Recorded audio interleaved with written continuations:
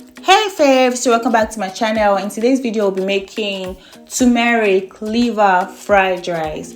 Okay, so now we're going to go ahead to season our protein, our washed beef, and then add onion, garlic, scotch bonnet, ginger. Then I'll cover this and allow it to steam. At this point I'll add water enough to cook it. Then I'll cover and allow it to boil, to cook. So this is the liver I'll be using for the fried rice. So I'll drop a short form video of how I prep liver for fried rice or for any other use to get rid of its metallic taste and the bloody smell. Anticipate. Now the beef is ready.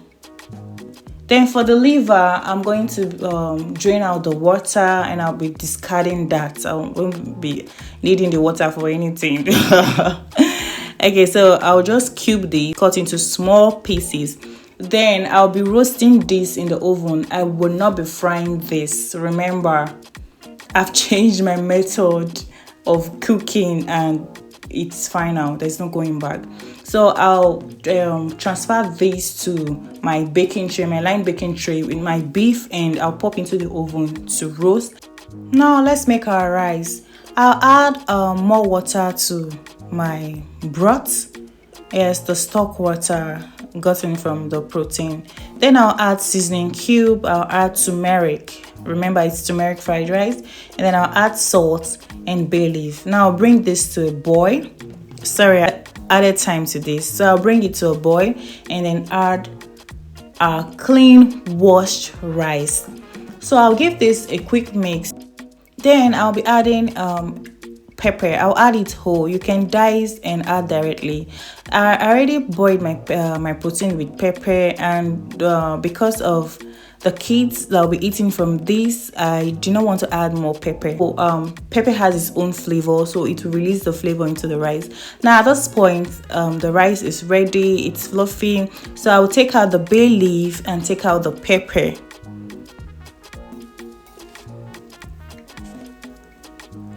Now you can see the liver is roasted. You can see very dry, well roasted. You don't need to fry the liver. Just limit the use of oil.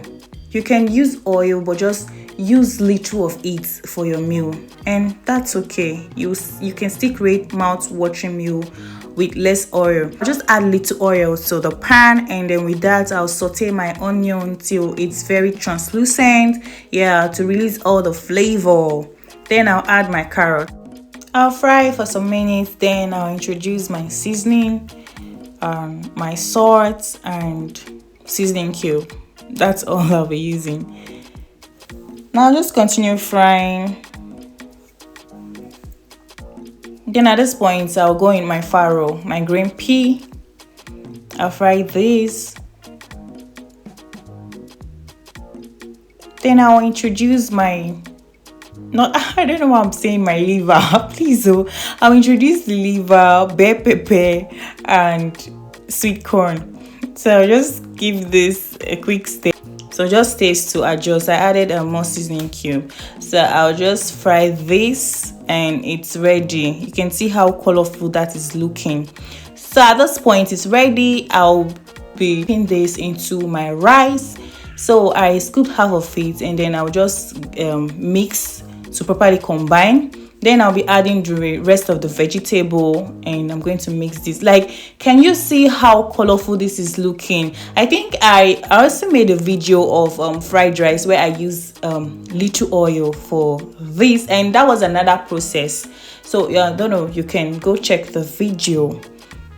So what am I trying to say? You can create mouth-watering meal using little oil. You can see, check out my my recipes. You will see some of my stew are oilless.